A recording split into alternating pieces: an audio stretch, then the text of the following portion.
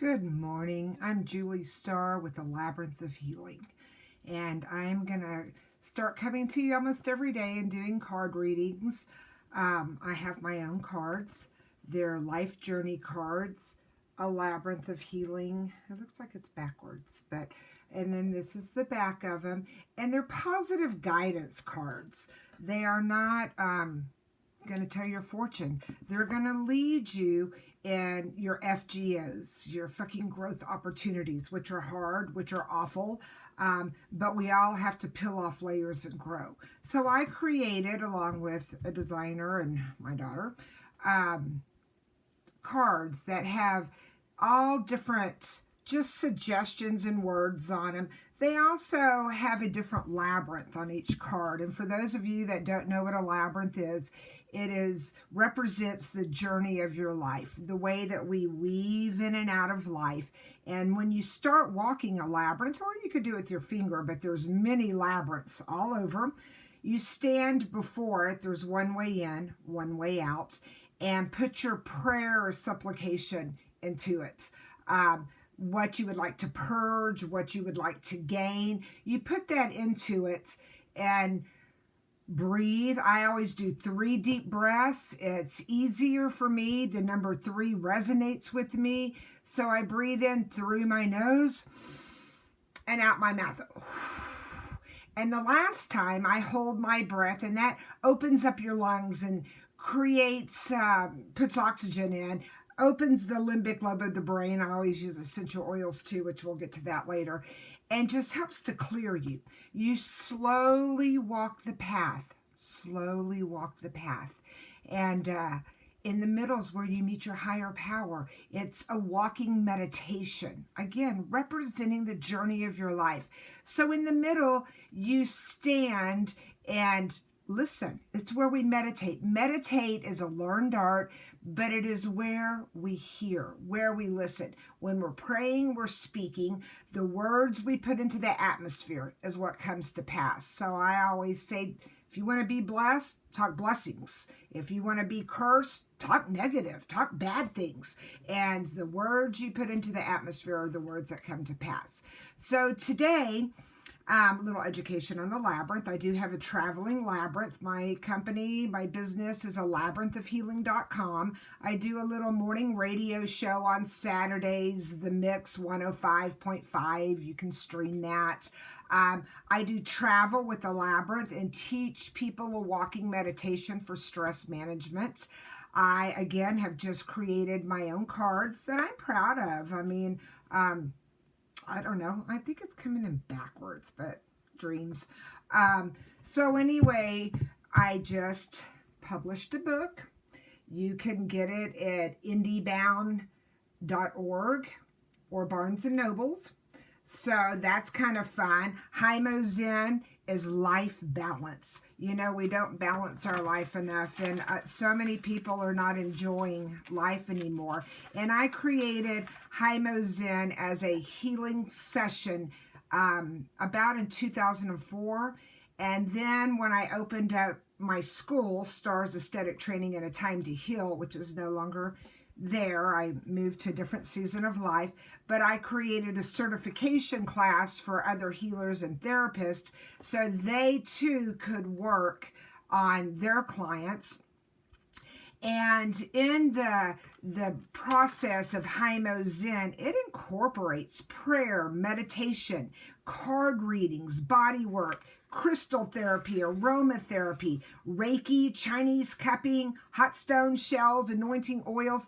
Many other modalities could go into that category. I've been in this field for over 30 years, and I'm always learning. I have new teachers that come into my life that I am always open to learning something new. I hope you are too. And in the entry of the book, it just talks about how life is like a labyrinth, weaving in and out until you finally find peace in the center. It's full of mysteries, pain, happiness, illusion, love, perhaps hate, or at least indifference.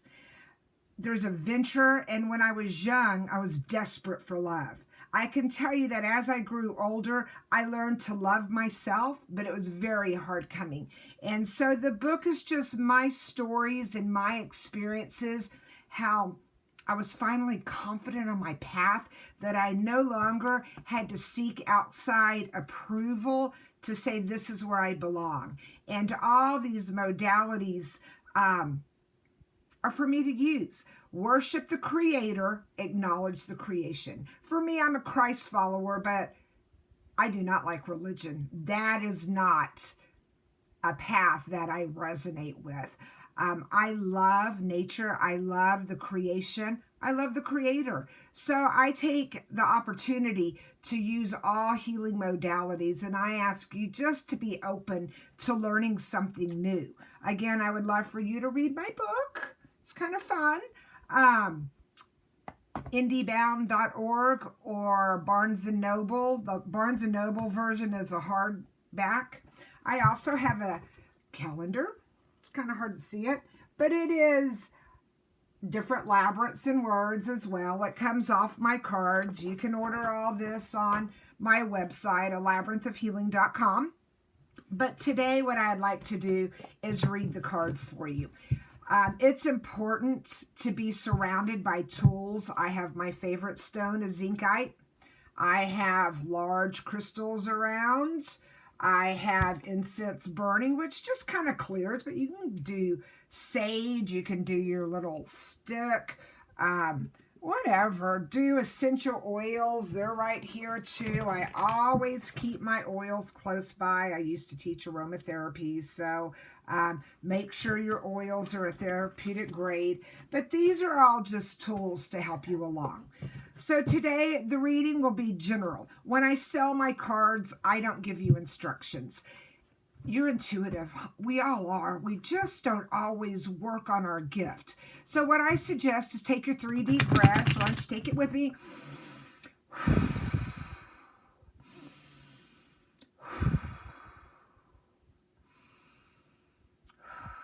This clears your mind. This opens my mind where I can hear spirit talk to me, that I'm just not working out of my physical self. I actually get to be in tune to my higher power.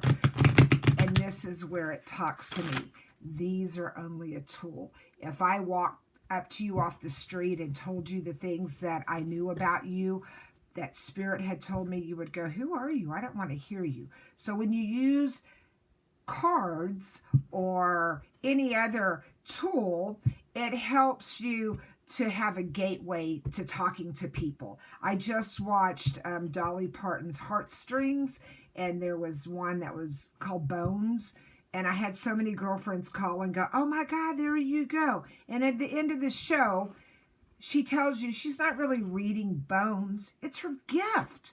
And I encourage us all to acknowledge your gift. Someone's waiting on you. Someone is waiting on you and your gift to help them along their journey, to help them along their path.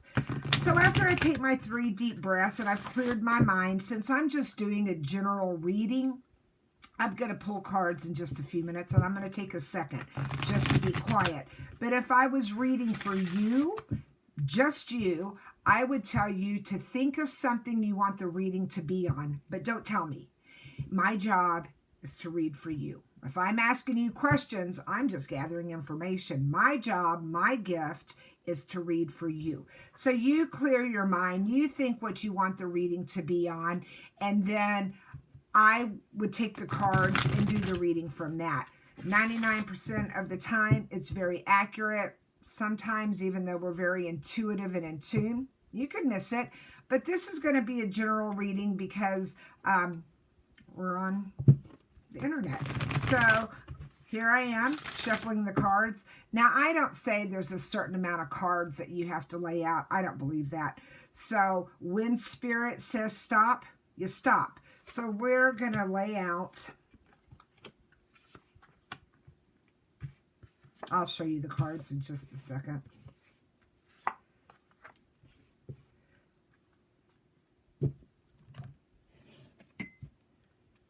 And one more. Okay. So The first card that I laid out, let me go back. When the cards are laid out, there's a reason they're beside each other. They tell a story. They're a guidance for you. So keep that in mind. Our first card is purification. And this card indicates that it's time to purify not just our bodies, which is great, but our minds. We live in a very stressful world, and we are able to walk in peace and love, but it requires practice with prayer, meditation, the healing modalities. So this card is saying, start purifying. The next card next to it is growth. And I call our growth patterns FGOs, again, the F word, growth opportunities. They are hard. They are chaotic. Change is here, and we have to learn to deal with it. So next to purification, start purifying your head, your mind, your body.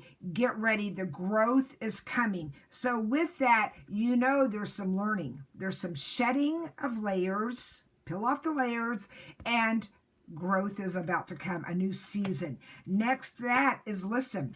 Listen to your higher power. Listen to what Spirit has to say to you. Listen. Listen. We do a lot of talking, but we don't always listen. It is part of learning, growing, understanding, developing your gift. So we have purification, growth. Listen, the next one is my favorite, sacred space. You can pray anywhere, anytime, any location, inside, outside the car, while you're doing dishes, but have one space. I call it the war room, the prayer room. That's yours. That's your energy. Now that my babies are grown, and they're all grown adults, my bedroom's it. I burn my incense. My stones are here. And most people that come into the house respect my space. I have sometimes people that come into my room and I don't appreciate it because you've changed the energy. You want a sacred space that is yours, that is your energy to pray, to be quiet, to meditate, to listen, to have time alone. So while you're in your growth opportunity, peeling off those layers, you're communicating with your higher power. Honor that. It's the way you're going to purify. The next card is wisdom. And I love that. As we start peeling off the layers and we go through our FGOs, our growth opportunities, from our experience, we gain a lot of wisdom.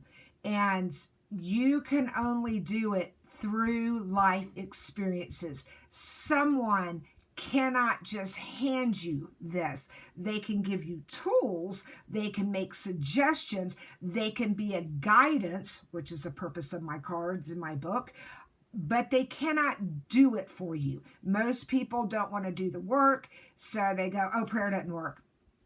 Oh, meditation doesn't work, because they don't want to make it a daily practice. But this is where you get your wisdom from. The next card is the labyrinth, the journey. The journey is your life. And it's just a journey of energy and frequency and vibration, growth and lessons and teaching. Quit taking it all so serious. Man, we stress out, don't we? We get so stressed out over this life, and we don't have to. There's tools for us to use daily to overcome. It's just the journey. Are you still in awe when you go outside and see the waterfall or the lightning bug, firefly, or the kids laughing or the beautiful flower? Man, come on. Enjoy the journey. Quit making it so hard. The next card, breathe. Oh my gosh, we don't breathe. Most people do a shallow breath. That's not going to help you. Get oxygen in your lungs. Open yourself up. What does not resonate with you, discard. What does resonate with you, just keep it. It's your life lessons. It's how we gain knowledge. Honor the teachers that come in your path, because you're a teacher too for someone else. And again, If it doesn't sound right to you, discard it, but at least you heard it, it got in your head, and move it on. And with that said, head knowledge. This is where we create our stress. This is where we overthink. When it's head knowledge, we've read it, someone's told us that, and we're mulling it around in our head. When it becomes heart knowledge, it means we do it naturally. I've been meditating since I was 12. I had a mother wise enough to get us in meditation. I've been praying longer than that. It's instilled in me. It's something I do naturally without having to set aside a time. And getting in the zone for me in meditation comes easy, but it didn't always. Head knowledge, get out of your head. Start using your healing modalities to learn to make it heart knowledge, and then discard it. Trust that God, universe, whatever your verbiage is, you are safe, you are protected, and it will work out. And whatever your situation is, it will pass. We've had a lot of deaths in the last few years, terribly hard things to deal with. But eventually the grief, it's not that you forget, it's still there, but you learn to look at those positive things, those fun things that you were taught by these people.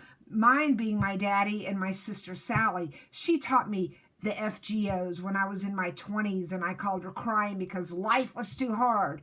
And she would say, Pookie Jane, which is what they called me. It's just an FGO. And I used it. I picked it up. So get out of your head. Life doesn't have to be so hard. And then a lot of times where we miss, the next card is receive. Are you open to receiving the way things might come in, or are you programmed to the way things have to be? Even people that work 9 to 5, and I know a lot of people do, and I honor that, and we've all done it before, but we feel like that's the only way. We feel like we can't go outside our box because we don't see an open. But there is one. Be open to receiving. Be opening. I had about a year or two lesson in my early 40s on receiving. I was really good at giving, but I didn't know how to receive. And when you can't receive, you stop the flow of blessings, energy, vibrations. You can call it reaping and sowing. You can call it karma. Whatever you want. Be ready to receive in a different way. Be ready that it might not come in the only way you think is possible. Be ready. And the next one, the last one, is dreams. We all have dreams. I love that one. We all have dreams, and we just bypass them. We don't fulfill them because we think it's impossible, because we're not open to receiving in a different way. Leap, and the net will appear. Have faith. Trust God, the universe, that your best interest is at heart, even when you're in your growth opportunities. Sometimes we have to shed childhood trauma. Sometimes we have to shed a bad marriage. Sometimes we have to shed just choices. And sometimes it's not bad at all. Sometimes the season is over and it's time to move to something new. So I honor you today. I thank you for listening. I pray that you'll go to my website, alabyrinthofhealing.com, and look at my cards or my calendar. I do events around the country, and I also